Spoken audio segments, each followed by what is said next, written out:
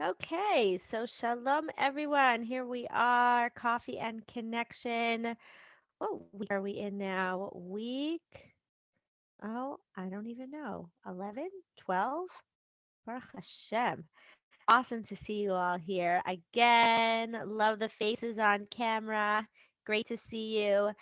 And I think that this week we need to take a very important Corona pause. I'll tell you why I think it's so important to talk about just what's going on around us and how to best deal with it. I felt similarly right after Pesach, and I think it's important to talk about it again now.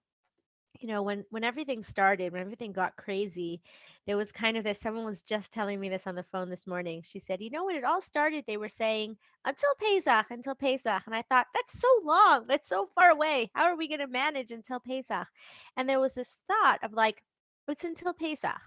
So everyone kind of, girded themselves and was like, okay, we're going to do this until Pesach. And as soon as Pesach ended, I looked at my husband. I was like, uh-oh, people are going to start to freak out because it's still happening. Pesach is over and we're still here. And I think now that we're getting to the end of 2020, the same thing may start to happen because even though it's not really our calendar and we don't focus on it, everything is talking about, it's 2020. 2020 is a crazy year. And here we are, we're almost in 2021. And thank God things are looking up. Things are, there's great things happening. Vaccinations are rolling out and whatever you believe. Like I said, this is not going to turn into a discussion about vaccinations because as you can tell in these conversations, nobody wins. Everyone's just trying to convince each other of their opinion. But the important thing is that yes, things are moving forward and we're not there yet. This difficult situation, this corona sucks reality is not over yet. And so I think that as it becomes 2021 and we're still in it, there's a lot of potential for us to get brought down. There's a lot of potential for people to feel kind of this like, oh, like really, we're still here. And what I really want to talk about is how for us not to get pulled into that. How can we stay hopeful? How can we stay as as happy as we can? How can we deal with the reality of the fact that we don't know what's happening over the next year, right? There is so much that needs to be planned. I just did a nice little reunion Zoom meeting with a bunch of people from my high school class. That was fun last night. And people were talking about all the simchas that they made over the last year and all the simchas that they need to make over the next year, and who knows what's going to happen, right? Please God, I have to make a bat mitzvah this year. I am excited to make a bat mitzvah this year. No idea what to plan. No idea what's going to happen. And so, as simchas, um, just like general things. What do we plan? When are we going to see our families if we don't live near them? Even if we live near them, right? When am I going to see them? When am I going to get to spend time with them again? When am I going to get to hug my grandkids, my nieces and nephews, my parents, right? When are we going to get to do that again? It's so hard for us to make those decisions, to plan our lives when we have no idea. When will we get to hang out with our friends? When will we go back to work if we're working at home or we're not working? It's so hard to live life when we have no idea what's going to happen, what's going to be. And the truth is that we never really know what's going to be, but it definitely feels more like that right now. And so, what I'd like to share with you is an exercise that you can do anytime you start to feel this.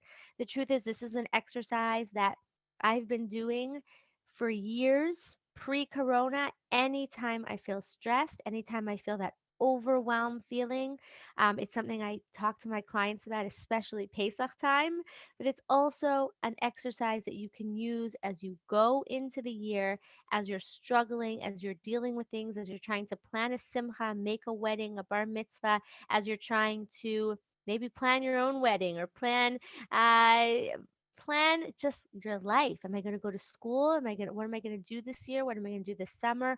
What am I going to do today? Are my kids home? Or are they not home? Right? Some of us don't even know what day is it? What Sega are we in? What's going on? So here's an exercise I'm going to share with you. And it's basically a three-part exercise that you can do. You can walk yourself through. I'd invite you even now to kind of do it on paper if you'd like. And you can do it on paper for the first few times. That can really be helpful.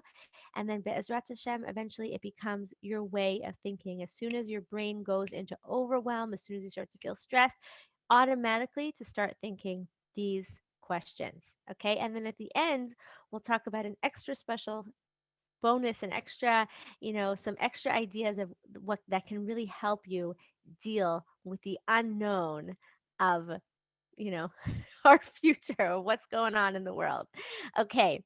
So, the first thing, whenever you start to feel that stress, again, you have a million things to do, or you need to plan something, but you don't know what to do, you're just in any type of stress or overwhelm or unknown. The first thing you want to ask yourself is, what am I afraid of?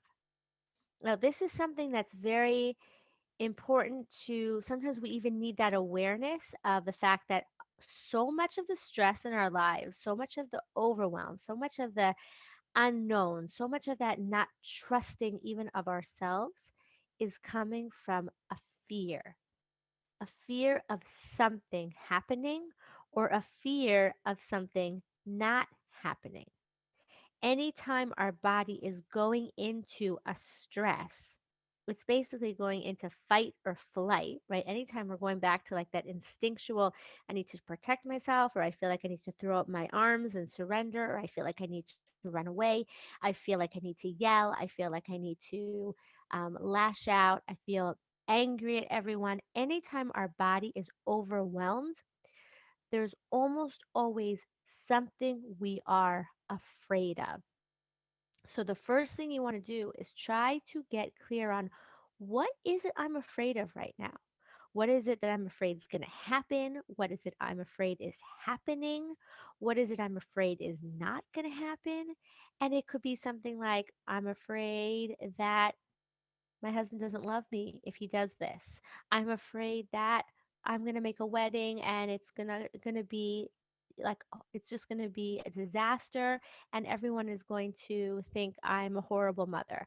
I'm afraid that I'm not going to get Shabbos ready, that it's going to be candle lighting and everything's going to be a disaster around me.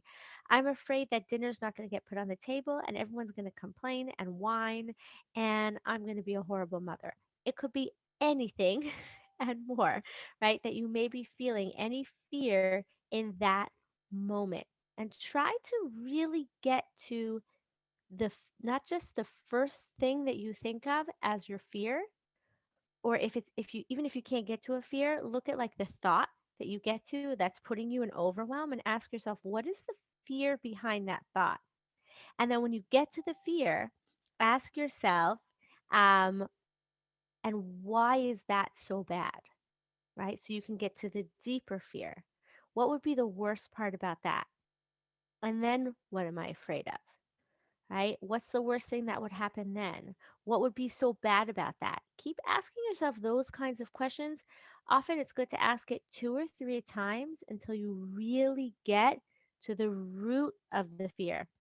And how do you know you're getting to the root of the fear? Well, try it out. Do it a few times and see what happens. Often you know you're getting to the root of the fear when you kind of go, ah, that's crazy, or that's not true, or of course not. Okay? The root of our fears, when we really get down to the root of what we're afraid of, it becomes very clear that we are basing ourselves on some limiting belief that is, just it's these fears that we're living in that are not true.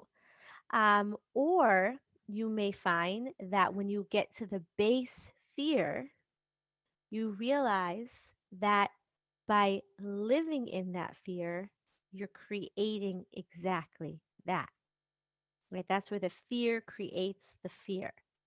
Okay. So, just to give an example, let's say the fear is I'm, if all this stuff is happening, everyone's on top of me, everybody wants me. Oh my gosh, I'm gonna lose it. And what would be the worst part about losing it? Um, I'm gonna yell at everyone. And what would be the worst part about yelling at everyone? I'm not gonna be I'm not acting the way I want to act. I'm not going to be the who I want to be. And what would be the worst part about that? Well, they're all going to think I'm a horrible mother. And what would be the worst part about that? That maybe it's true. And then you can look at that and say, is that true? Right? Am I a horrible mother? I don't think so, right? Or you say, well, I'm afraid I'm going to be a horrible mother. So then you realize, wait, so that fear, when I'm in that fear, that overwhelm, that's when I end up yelling, right? So the fear of maybe I'm going to be a horrible mother causes me to yell and lose it, but then well, that's when I actually feel like I'm not being a good mother, right? So you want to try to really get to the root of the fear, to the place where you realize that living in that fear is not serving you. It's not helping you because it's either not true or it's creating exactly what you're afraid of. So if the fear of, oh my gosh, I have to make this wedding and I don't know what's going on and it's making me crazy and that's causing me to shut down, well then I'm not making the wedding. I'm not putting in the work. Well then how can I make a nice wedding if I'm not doing what I need to do? So like the fear doesn't serve me. The fear doesn't get me moving. The fear is shutting me down and creating exactly what I'm afraid of. So when you realize that the fear is not serving you, but it's very important to do that step to realize how much that fear does not help you, does not serve you. It's creating the overwhelm that you're suffering in. It's creating that feeling that's making you want to run away or, give up. When you can recognize how much the fear is not helping you, then you can shift to the next question, which is, what do I want? What do I want? I want to make a nice Shabbos. I want to make a beautiful wedding. I want to be calm. I want to be loved. I want to um, have a happy home. I want a new pair of shoes. I don't know. I want to go outside and see my friends. I want to hang out. I want to travel. What is it that you want? Especially in this situation. What is it that you want? Not what am I afraid of, but what do I want? And really get clear on that desire, right? Why do I want that? What is it that I really want? And then you can ask yourself the third question, which is, what is in my control to create that? What is in my control to create that? So, what is in my control is not other people. It's not what the government's going to decide about restrictions. It's not what's going to happen with the virus. It's not whether or not people are going to get sick. It's not how other people will feel about me or what decisions they'll make or the weather or politics or any of that stuff. That's not in my control. What is in my control is who am I going to be. Okay. How do I want to be? What do I want to put out in the world? What kind of thoughts and feelings do I want to have? How much am I going to take care of myself in order to be able to, like, what do I need to be able to achieve that? Those things are in my control. So if I want, um, if I want to make a beautiful wedding, a beautiful bat mitzvah, a beautiful Shabbos, if I want to make a beautiful Pesach, if I want to have a good year, if I want to have a happy home. So, what is actually in my control? So there might be technical things that are in my control, like, well, I can wash this sink of dishes. I can, lower my voice or take a few deep breaths to calm down. I can figure out, technically what needs to be done and get as much done as I can in the time that I have it. um, and then there's also, what do I need to be able to do that, or what would help me to do that? Well, I could take a break and drink a cup of coffee, right? I can reach out for help. I can take a nap. I can take a deep breath. I can take a walk around the block. I can eat something, right? I can make a to do list and check things off. That is in your control. So, right away, what you're doing in this exercise is shifting from your fears, which are out of your control, which are going to make you feel powerless, to your desires and what you can do to achieve them, which is empowering. Okay. Now, like I said, I invite you to really like do it with a pen and paper a few times to really get the gist of it and see how it feels and how it works anytime you're feeling overwhelmed right now with anything that's causing you any fear, any stress. And I want to add in one other thing that's really helpful, especially when we are in the unknown. Okay. One thing that I've shared this so many times because so many women that I speak to are in a similar situation. Um, when I, in June, got on a flight to go to my brother's wedding, um, the plans for the wedding were one thing. In the 2 weeks that I was in isolation over there were three different plans for the wedding. Three different plans. By the time we got to the wedding, I think some things changed even within the last 2, 3 days. Okay. Right now, and why does that happen? Because regulations change, rules change, people change what they're comfortable with, weather changes, who knows? So many things can change. And so one of the things we really need for the especially when things are up in the air and we have no idea, is we really need that feminine energy to be able to flow, to be able to be like, okay, whatever's going to happen, I'm going to make the best of it. I'm going to flow. Yeah. So sometimes we need that masculine energy. We need to check things off. We need to get things done.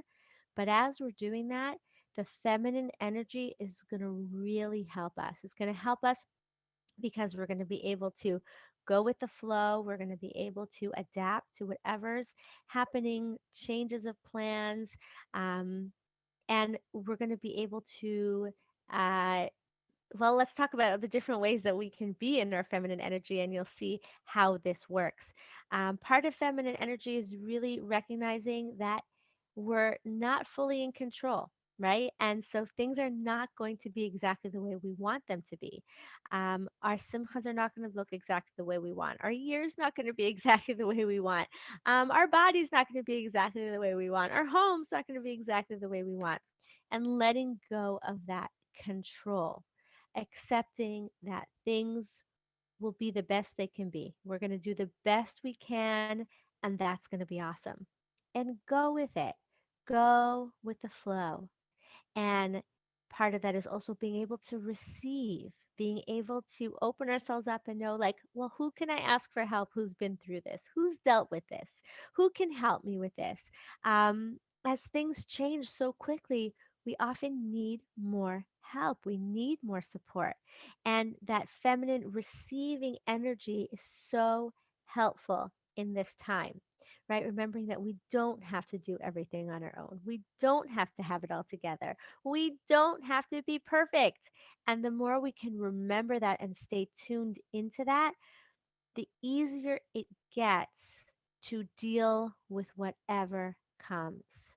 So the receiving, the letting go of things needing to be a certain way, tuning into our desires, as we are saying, and just figuring out what can I do to create my desires, letting go of expectations as much as we can. Um, being really connected to the people around us, using that feminine energy to really listen to people, to really connect, really using our bina, our empathy to connect and grow with the people around us. Right, the people that we do have. Everyone's got their own challenges right now. Everyone's got their own fears, their own feelings.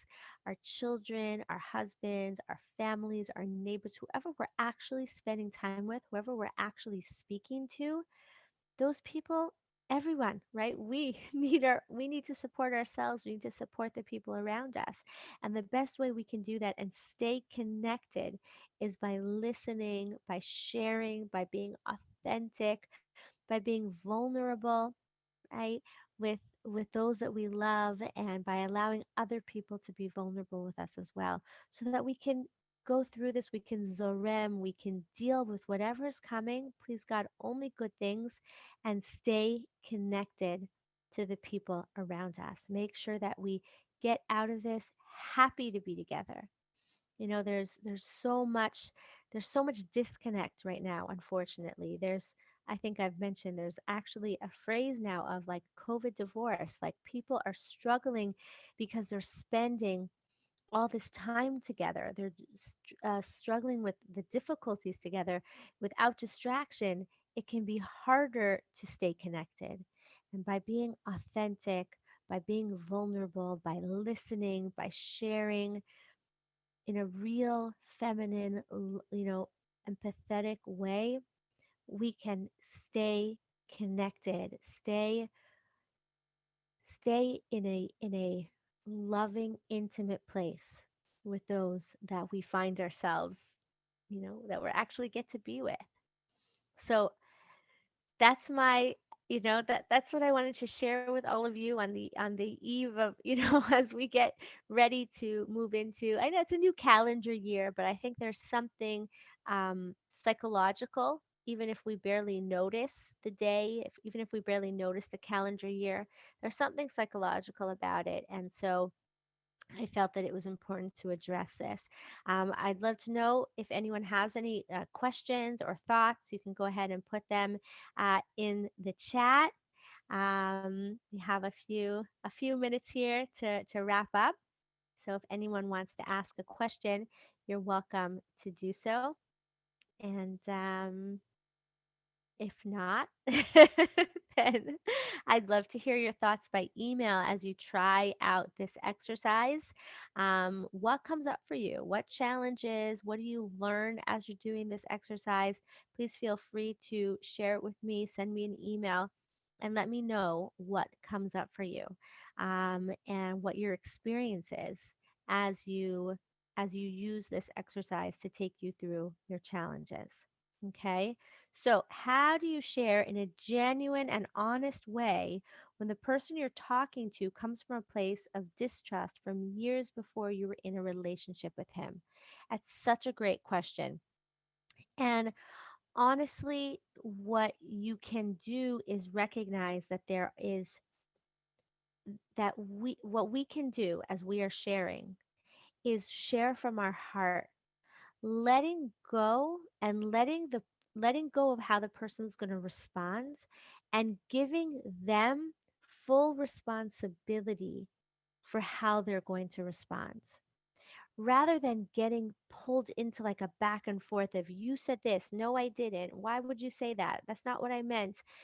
Instead, sharing authentically, sharing vulnerably from your heart, something real, something vulnerable, something, a feeling, a desire.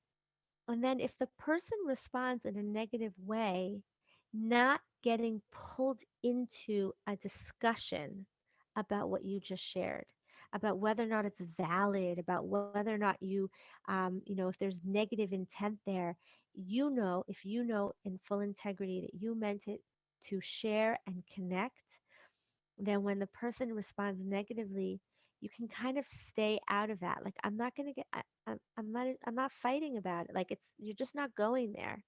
If he says something that, responds to what you said as if you said something different, you can say, that's not what I said. And if he just responds negatively, you just kind of like, well, that's how I feel. And I've seen it over the years. I've done it myself, and I've helped a lot of women through this process.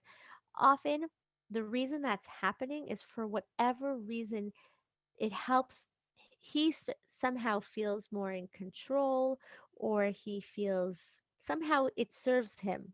He has a hard time hearing you say these things, or he has a hard time dealing with his feelings. And so putting it on you when you say something authentically, somehow it serves him. But the truth is, it's not serving him because he's losing you, right? That's when we stop sharing authentically, and then he doesn't get to see us. He doesn't get to experience that authentic femininity, that authentic part of ourselves that he fell in love with. So nobody wins. And so the best thing is to invite yourself. I invite you every day to share something authentic and let go of his response. You share from the heart for the sake of connection, and however he responds, you don't get drawn into it. You just say, "I'm just sharing. I'm just sharing. That's not what I meant," or "I'm just sharing." And that's it. There's no discussion. There's no need to defend or prove. It's a simple sharing exercise for the sake of connection. Okay? He may say, he may bait you. He may say, "What are you talking about?" And try it for a week or two. Don't respond. Don't get pulled in, and see what happens. Okay? Okay. I know for me, I like to feel useful, and it's harder to feel when I don't do much. Yes. It can't, this is a time where some people feel extra busy, and a lot of people also feel like they're not as busy with the things that they're used to being busy with. What I invite you to do, anyone who's feeling that way, is to find a project for yourself. Find something you've always wanted to learn or always wanted to do, and give yourself like really take on to do it with like a passion, with excitement, with a sense of like you're really doing it. And do something you've always wanted that you felt you didn't have the time. Think of all the years when you would say, "Oh, if only I had the time, I would do this." And see if you can do that now, whether it's reading something, learning something, taking on a new hobby, or a new um, anything, right? Finding something that will give you that meaning, and looking back through your own years, thinking of the things that you said that you would do, to see if now maybe is the right time. Okay. Kayla says, "Working. Can you encapsulate the exercise for me?" Well, it's basically three questions. So here's a quick recap for everyone. Three questions. Whenever you're feeling overwhelmed with anything, what am I afraid of? What do I want? What is in my control to create that? So the what am I afraid of, you stay in the what am I afraid of until you realize that it's not helping you, right? That it's not serving you to stay in your fear, and then you shift into the what do I want, and what is in my control to do that. And then we talked about staying in your feminine, which can help you flow and deal with all the unknowns and all the challenges that you may find yourself dealing with. Yes, we are then less inclined to share because of the negative reinforcement. Exactly. Exactly. So thank you for that response back to the question that you asked. So thank you. Great questions, everyone. Thank you, everyone, for being here. It's so amazing to be here with you, to have coffee with you, to be able to share together. And I look forward to seeing you again next week. Until then, may we all be blessed to live, love, and be loved with all our hearts. Goodbye for now.